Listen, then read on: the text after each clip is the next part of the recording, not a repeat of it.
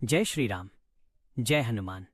हनुमान चालीसा हे केवळ काही ओळींचं पठण नाही, तो आहे मनाला धैर्य देणारा, भीती दूर करणारा आणि आयुष्यात पुन्हा उभं राहण्याची ताकद देणारा एक शक्तिशाली मार्ग. अनेक लोक असं म्हणतात, मी रोज हनुमान चालीसा म्हणतो तरीही आयुष्यातील अडचणी कमी का होत नाहीत. याचं कारण एकच असतं.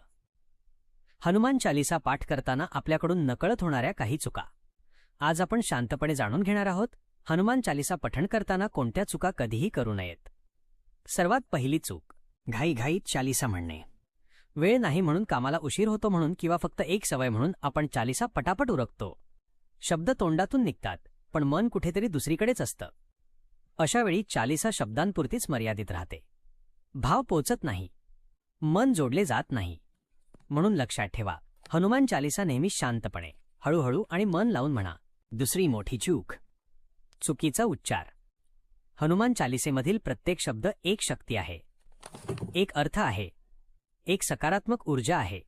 शब्द चुकीचा उच्चारला गेला तर अर्थ बदलतो आणि परिणामही बदलतो. सगळं पाठ येत नसेल तरी चालेल, पण जेवढं म्हणाल ते शुद्ध आणि स्पष्ट उच्चारात म्हणा. हनुमानजी भावना पाहतात पण प्रयत्नही पाहतात. तिसरी चूक, एकदा सुरुवात करून मध्येच चालीसा सोडणे. फोन वाजतो, कोणी हाक मारतं आणि आपण पठण अर्धवट थांबवतो. हे टाळा.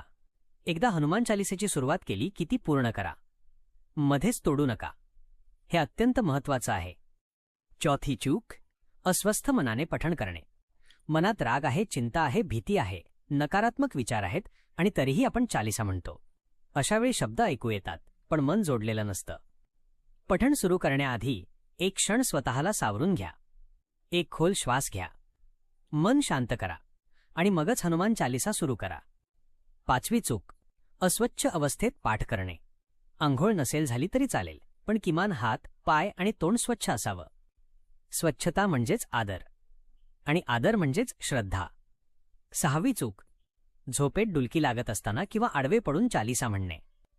हे पठण नसतं, ती एक सवय बनते.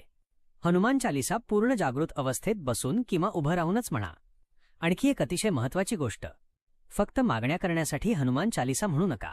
हे दे, ते दे, माझं हे काम होऊ दे. या पलीकडेही एक भावना ठेवा, कृतज्ञता ठेवा, विश्वास ठेवा आणि मनापासून म्हणा, तुम्हाला जे योग्य वाटेल तेच माझ्यासाठी करा. चालीसा पूर्ण झाल्यावर क्षणभर शांत बसा, डोळे बंद करा आणि मनात एकच शब्द म्हणा, धन्यवाद. हेच आहे हनुमान चालीसेचं खरं सामर्थ्य. हेच आहे खरी भक्ती. जर हा व्हिडिओ तुम्हाला आवडला असेल तर लाईक करा, शेअर करा आणि चॅनलला सबस्क्राईब करा. जय श्रीराम.